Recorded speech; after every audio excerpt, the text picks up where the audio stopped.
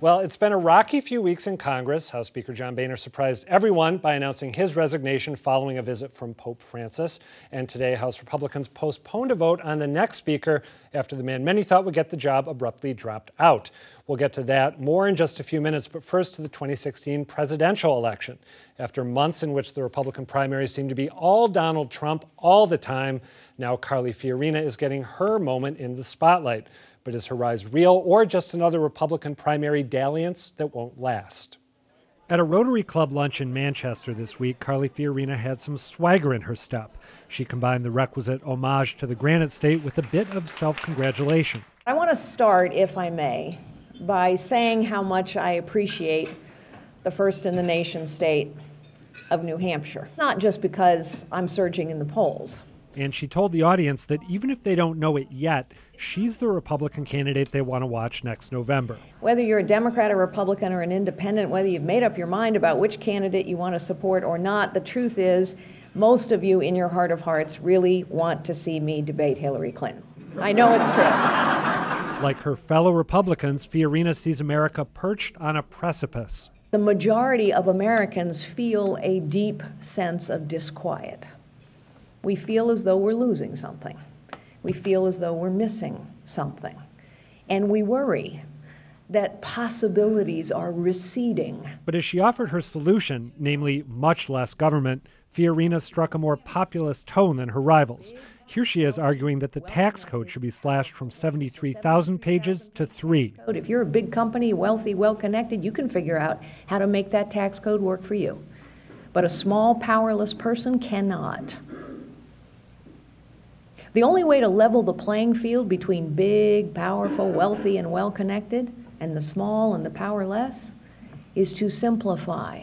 That knack for making complex debates sound absurdly straightforward applies to foreign policy, too. When you allow adversaries to just step forward, and you do not confront them in any way, you create more adversaries. Afterward, I caught up with Manchester Union Leader publisher Joe McQuaid, who publicly criticized Fox News for excluding Fiorina and other candidates from the first Republican debate. His take on her performance in Manchester was measured. I looked out at the audience, and it wasn't any, awe or anything, but people were listening intently and earnestly. On the whole, I'd say plus. She didn't knock me for the fences, but we're looking and we'll watch them all. McQuaid also had a bit of advice. For now, don't pay too much attention to Fiorina's poll numbers or anyone else's. People are just shaking through things now. That's why all this poll crap, that's all it is bull at this point. It's name recognition, etc. Afterward, Fiorina moved on to a sheet metal business in Nashua. There, as in Manchester, she refused to take questions from the press. Another reason to think of Carly Fiorina when you think of Hillary Clinton. One recent poll has Fiorina in second place in New Hampshire, just 5 points behind Donald Trump. So is she the real deal? Joining me now to talk more about that are Lauren Dzenski, the Massachusetts Playbook reporter for Politico, Kirsten Hughes, chair of the Massachusetts Republican Party, and Democratic political analyst Mara Dolan. So guys, I was doing a little research before today's show, and I discovered that 4 years ago, one election cycle ago, a certain candidate had opened up a 20-point lead over Mitt Romney. Can you guess who that candidate was? I'm going to tell you, it was Herman Cain. Oh, Herman Cain, 999, right? So here's my question. Herman Cain had his turn as, the GOP favorite. Newt Gingrich and the Moon Colony had their own moment in the sun. I think Rudy Giuliani was on top for quite a while. So is what's going to happen here with Carly Fiorina, or does she have staying power? You're the Republican expert. Let's start with you. Yeah, expert.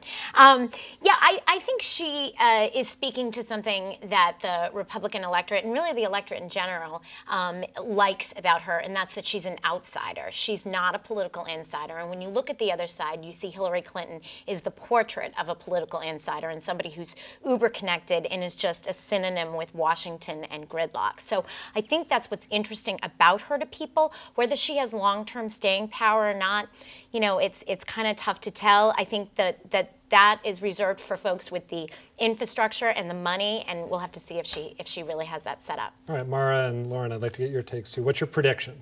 feel free to go out on a limb here. Is she going to be around in 3 months or 4 months? Oh, yeah, she'll be around in 3 or 4 months. Her candidacy at this point, I think, has a certain Teflon quality. Things that Democrats think would be hurting her are not. For example, her lies about Planned Parenthood, her business record in terms of layoffs. At Hewlett-Packard. They're not hurting her because the Republicans in New Hampshire, as I understand it, are seeing those as partisan attacks. And even though they realize that she's misspoken, they think that what she said about Planned Parenthood had the ring of truth. You mean when she's called on these things, they see it as a partisan attack? And I think she also said the other day that there's a list of people who illegally own guns in the country, and no one's quite sure what that list is. Which doesn't exist, right? Yeah. All right, I want to ask you, Lauren, I'd love to get all your takes on this, but I want to start with you. The New York Times did a piece on whether Carly Fiorina can be considered a feminist recently. She was asked if she considers herself a feminist in New Hampshire, and I want you to hear what she had to say. There have been a lot of liberal women who use the term feminist all the time, who have described my candidacy as an offense to women. Apparently that's because they don't agree with me. So when feminism becomes a politically loaded term in that way, then no, I don't embrace that term. But when feminism is about a woman's ability to choose what she thinks, what she believes, and how she lives, then yes, most definitely, I'm a feminist. So Lauren, what's your take on what you just heard Fiorina say? I think it's interesting because you're seeing Carly Fiorina distance herself from feminism with a capital F. She sees it as a loaded term, and largely when you think about feminism, you're aligned to a Democrat or a left side, and I think she's trying to distance herself from that.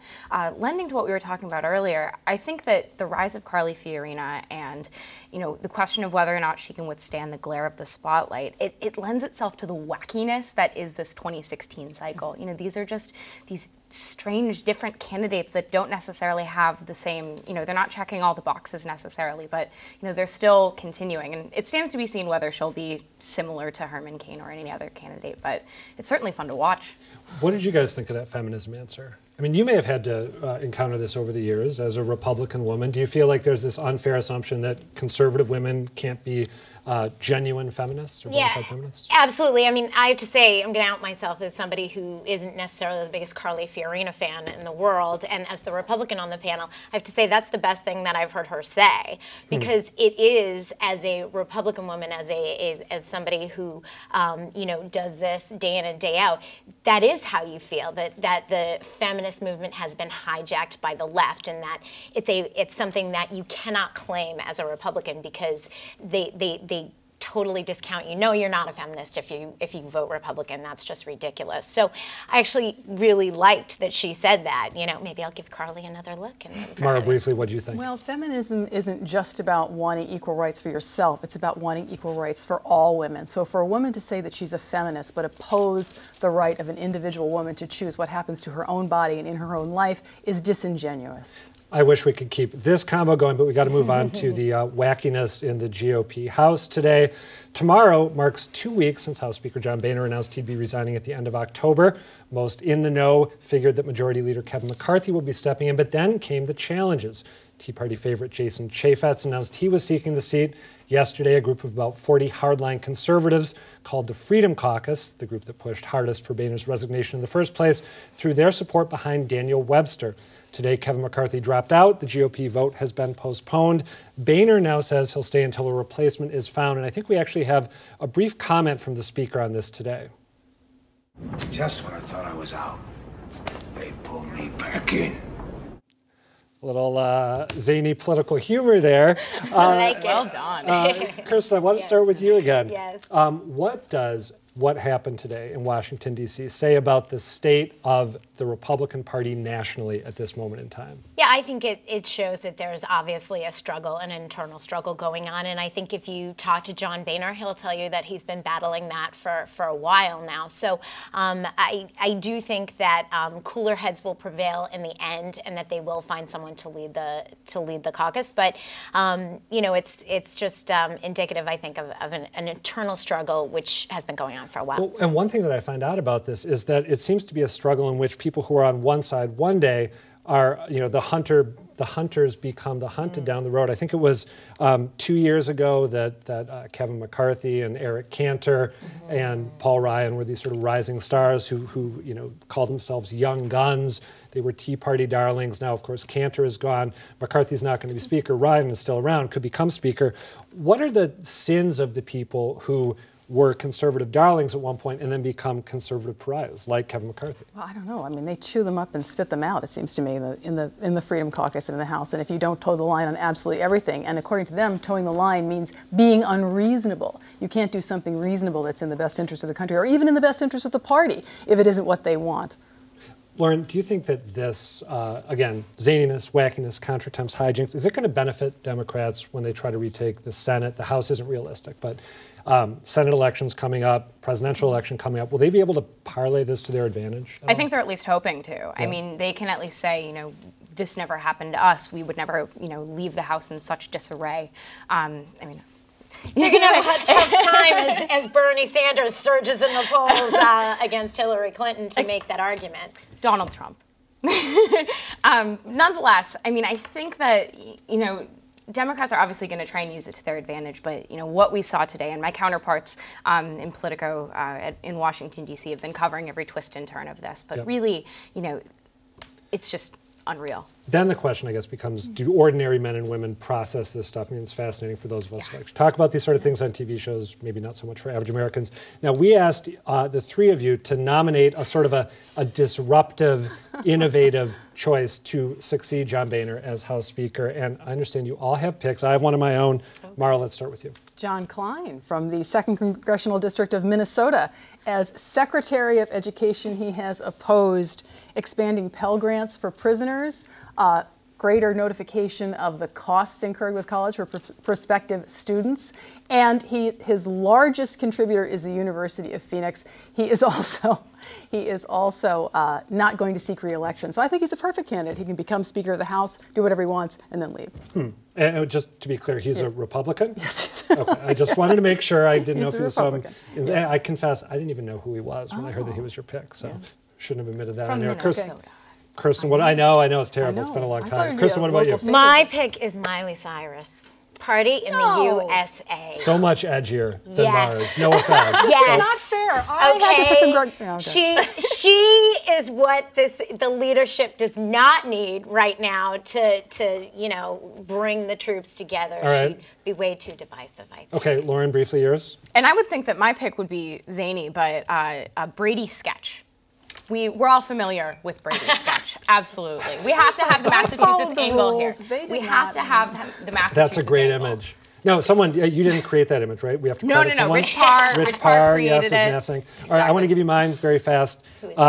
Howard Lewis Carr Jr., a.k.a. Howie Carr, Boston Herald columnist. He's a true conservative, feels passionately that the country's been moving in the wrong direction under President Obama. I think it'd be a great feather in his cap. Well, yes. Yeah? There you You're go. sold? Okay. There you go. All You have right. to think about these crime nights. 4 good options. Lauren Dezensky, Kirsten Hughes, Mara Dolan, thank you all.